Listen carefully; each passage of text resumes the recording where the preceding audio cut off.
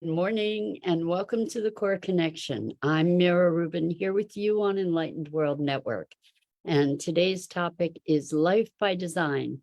What does it look like to actually take an active role in designing the life we desire to live into? So that's what we're going to talk about today. It should be a really fun conversation. But before we get started, let's take a minute or two to get present. So let's take a deep breath in through your nose and hold it. And imagine clean, crisp oxygen flooding your lungs, flowing into your bloodstream, nourishing all your cells, all your molecules, all your organs, bringing vital life energy to your body and being. And as you exhale, exhale any tension, stress, negativity, fatigue. And now let's take another deep breath in through your nose and hold it.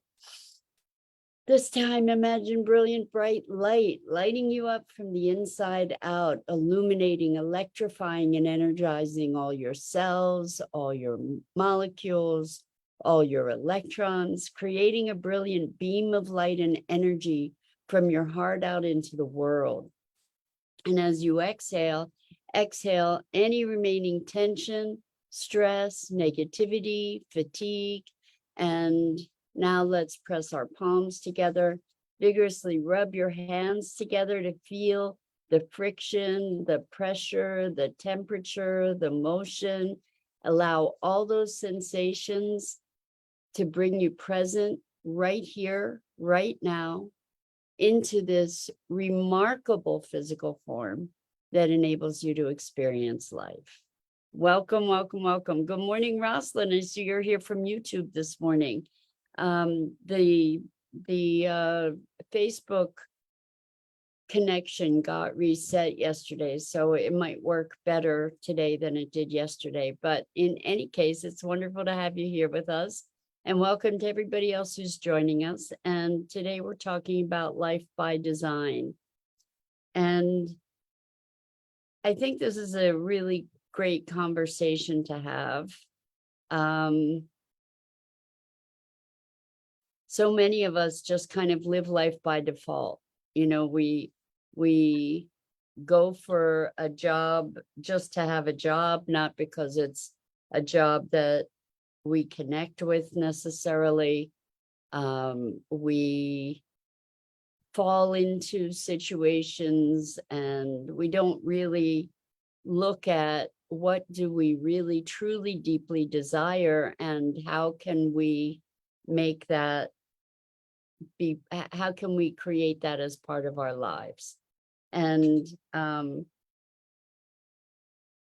want to extend the invitation to get more active in designing our lives, where we have, where we are connected first off to the things that light us up, that we actually explore the issue of what do we want, what do we desire.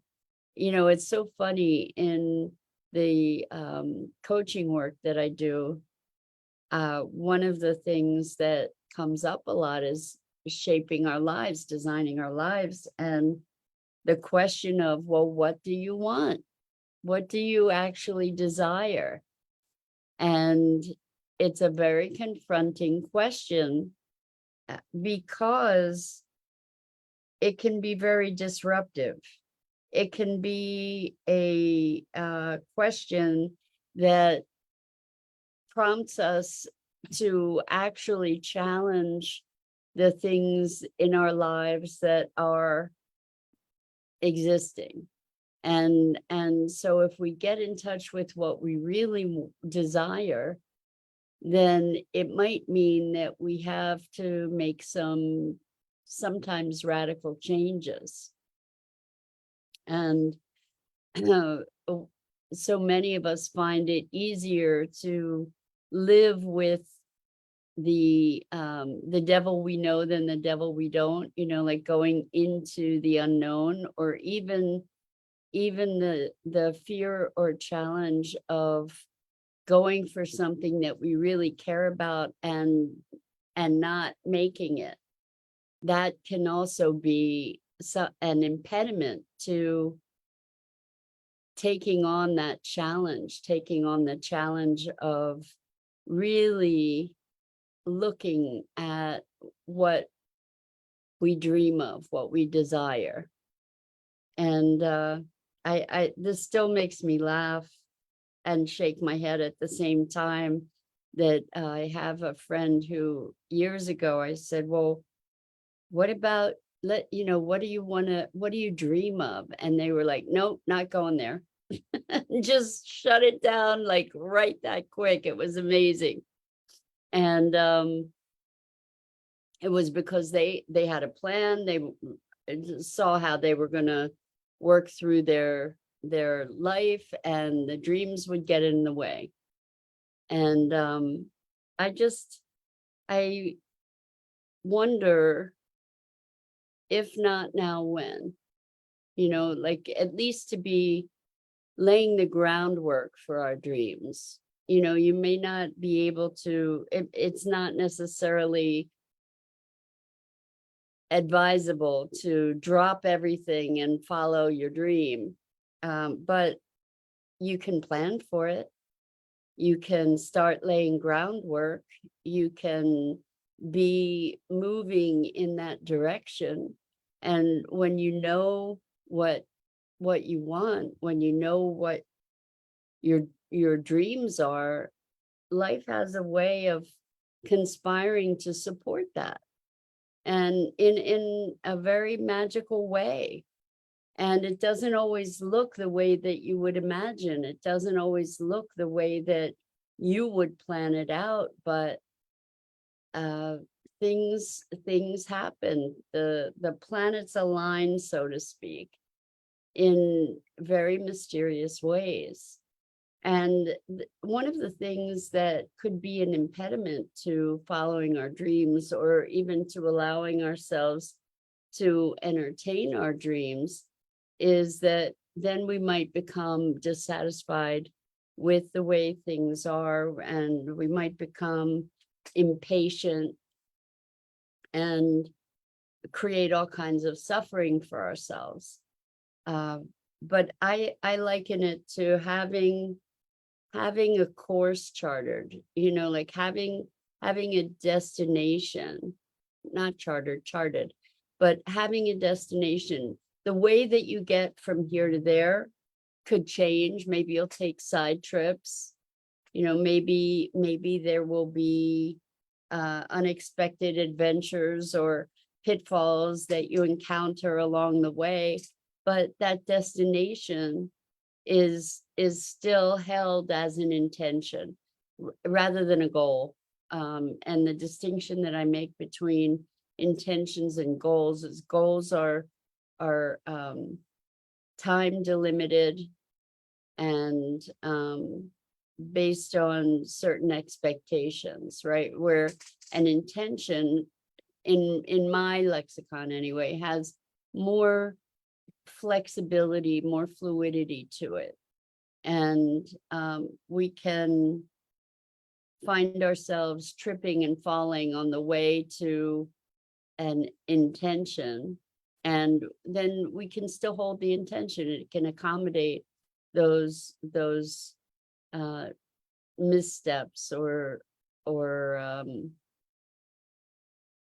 side trips, that we can still hold an intention. It's like an intention is a bigger container than a goal, at least for me. There's more of a constraint around a goal. Good morning, Lisa. So good to see you too. It's wonderful to have you back with us. Welcome. We're talking about life by design. So what does it look like to design your life? This was a really awesome breakthrough that I had a while ago. actually more than a year ago now, maybe even 2 years ago, but it was pretty radical, where I was talking to people in my practice about designing their lives. And I thought, I need to design my life. And what do I need? What would, if I could make it up, and this is a great question, if you could make it up any way you wanted, what would your life look like? And so at the time I was thinking, well, I have this, I would like to be able to do my practice and then have a break so that I can do other things in life that I want to do. And also so that I can just have some variety, right? So what had happened was that I had gone for a year, I guess, seeing clients with some constancy. And then I really let myself get burnt out. I overdid it and I let myself get burnt out, and I decided to take a month off. And when I decided to take a month off, I saw that it took me that month to begin to recover. Like it was pretty extreme burnout. So I decided what I would really like, if I could make it up anyway, and it was kind of outrageous to think, is that instead of having a 4-month cohort, which is what I did previously, I would have a 3-month cohort, and I would take a month off. So I would do 3 months working, 1 month off, 3 months working, 1 month off. And just considering that possibility rattled me to the core, because it just went counter to everything that I had been trained into. You work hard, you take a little bit of vacation. Here, who takes 3 months off a year? At least in the United States, right? And working for 3 months, taking a month off, working for 3 months, who does that? And how could I do that? And how could I do that financially? And what has been amazing is that since I started doing that, I've had the best financial years I've ever had. And I have given myself the space that I need or needed, and am taking advantage of more of the richness of life, the variety of life, not just doing the same thing day in, day out. And so that's been really important to me. And it was super radical. And that's what I want to say to you, is making the impossible possible. Thanks, Lisa. Lisa says that's incredible. It is incredible. Like it is kind of unbelievable, right? That that we can actually take the initiative to design our lives. And it took me more than a year actually to really implement that, because I found myself, one of the months I still had a couple clients through that month, and I had made all these other arrangements, and I'm navigating how to really take that time. And in fact, I'm doing that this month of September. So just a heads up, starting Friday, September 1st, we're going to be doing replays for the month of September. Lisa says, the new moon in Pisces is the perfect time to take that initiative. It's a great time to manifest. Awesome, Lisa. Thank you for that insight. That's great. So,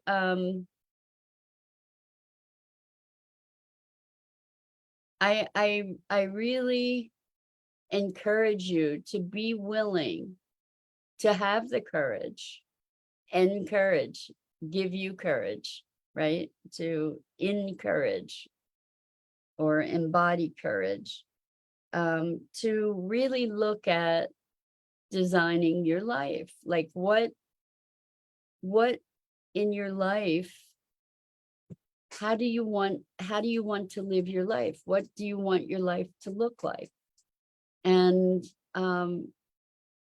when we make these choices, it's remarkable to see that things tend to work out in that direction. Things tend to, life tends to support us in the design that we set for ourselves, that we step into. Maybe because it takes such courage, to really look and see, is my life in alignment with my values, with my values and what I value? Is it in line with the way that I want to express myself? Lisa says, that's how I ended up in Delaware, LOL. Good for you. Exactly. You had a vision, I imagine, of where you wanted to be, maybe what you want your life to look like. I still have visions of what I want my life to look like. And I'm visioning into that. I'm projecting that forward because it's not quite the time yet for me to pursue that, but or that chapter in my life, but things are unfolding over time. And so if we can allow ourselves to move incrementally toward the vision of what we want. So I'm some of my clients are facing an age or of an age near retirement. And what I've noticed is that some of them are initially inclined to say, well, my life is going to start at this point. Like I will, after I retire. Good morning, Gia. Good evening to you. Welcome. It's great to have you here with us. And Rosalind is here too. She's just here on YouTube. Anyway,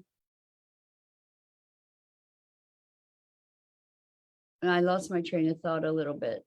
That we can be moving incrementally in the direction that we're desiring to be, and that we can manifest these dreams that we have. And it doesn't mean that it's going to be effortless, and it doesn't mean that it's not going to take courage, because it is going to take courage, especially if you're choosing to do something or to live in a way that is not the standard, the acceptable standard. So Gia says, oh, Rosalind, good vibes. Hello, together in our safe, happy space with Mira. You're so sweet, Gia. Lisa says, I have to say it works for you. You look absolutely wonderful. I believe your energy has shifted to a higher plane. Lisa, thank you so much for that. And, I am noticing as we change, it's not common that we recognize the changes that we make, because we're going through it and we have our own continuum, right? But it's so interesting because there were a couple circumstances that came up over this past week that in the past, I think I would have gotten very anxious about.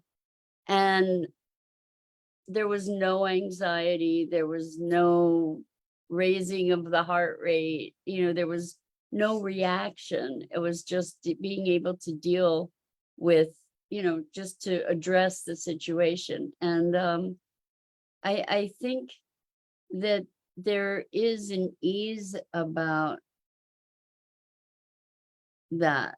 It's so interesting. This came up with a session with a client yesterday a couple clients, in fact, who were saying that they feel like they're just at a different plane of existence, that the things that used to be the high dramas aren't appearing in that way. It's not that there aren't obstacles that occur. Lisa says, you seem much lighter. Wow, thank you. Thank you for that. I feel lighter. I feel like life is easier. And it doesn't mean that things don't happen, but I find myself not enmeshed in it. And that's what my clients were saying too, is that they're finding themselves at kind of a different space of existence. Irina, welcome. Wonderful to have you here. Thank you for joining us. We're talking about designing your life and really being willing to choose in alignment with your heart and soul, to choose a career path. Like if you're in a job that you hate, start looking for another job that is in alignment. Start thinking about what would light you up, or maybe find places in your life where you can give yourself more joy and nurturance. Lisa says, isn't it wonderful? Yes, life can be wonderful, right? It can be lighter and easier and freer. And it is a matter of our consciousness. And what happens is as the consciousness shifts, the circumstances that present themselves also shift, where there's not as much drama. There's not, even when there are things that there could be a lot of drama about, the drama just isn't there so much anymore. And it doesn't have to be. Some of us, I do know people who really deeply thrive on that drama. And it's kind of like this hamster wheel. The drama can be addictive. But there's so much more available to us as we allow life to flow and emerge. And I talk about this a lot in terms, and Lisa, this might be where one of the biggest shifts has occurred for me, is in really living into that who I am is life expressing itself through this unique vehicle that I am. And if we can adopt that notion that who we are is life expressing itself in its unique way through this unique vessel that we each are, then there's a greater ease, there's a greater acceptance, there's a greater willingness to let it unfold. And along with that notion that who I am is life expressing itself, is life is happening for me and through me rather than to me. And if that's the case, if that's the lens that we experience life, then even the most difficult circumstances take on a very different tenor. take on a very different tone, and it allows us a different perspective, and coming at life with a sense of curiosity rather than living in the fear of, oh my gosh, what's going to happen next? Oh my gosh, what, when's the other shoe going to drop? That's a really hard place to live. And so many of us do.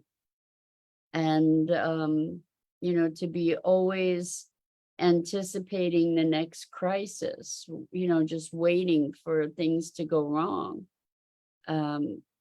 The lens of waiting for things to go wrong versus the lens of life unfolding in its perfection. It doesn't mean that, the same circumstance could happen, but the response to that circumstance is going to be very different if I'm coming to it from a place of fear and protection versus a place of greater trust and curiosity. So Lisa says, can't get over it. It can't go over it, can't go under it, have to go through it. Exactly. And so here's the thing, we can crawl through it, like crawling through the trenches, or we can dance through it, or we can walk, or we could jog, or we could skip, or, there are any number of ways that we could go through it, right? And there is a way that we can have greater grace, greater access to grace in going through life, and living life. And the other thing too is life is process, not outcome. It's not how many toys we collect. It's not how much status we achieve. Life is the process of living. And those toys and that status, those are byproducts. They're not the goal. That's not the point. Those are byproducts. They're markers maybe, but the point of life is living. That is what life is about. And I think it's taken me a good portion of my life to get to a place where I really get it. I get it. And maybe rather than going through it, we get to be in it. So anyway, I've got to jump. I have a client. And so I'm Mira Rubin. This is the Core Connection, and I go live here usually each weekday morning at 9 a.m. Eastern on the Enlightened World Network Facebook page and YouTube channel. And as always, it is such a pleasure and privilege to have the opportunity to share this time with you and to be considering life together. So until next time, so much love to you.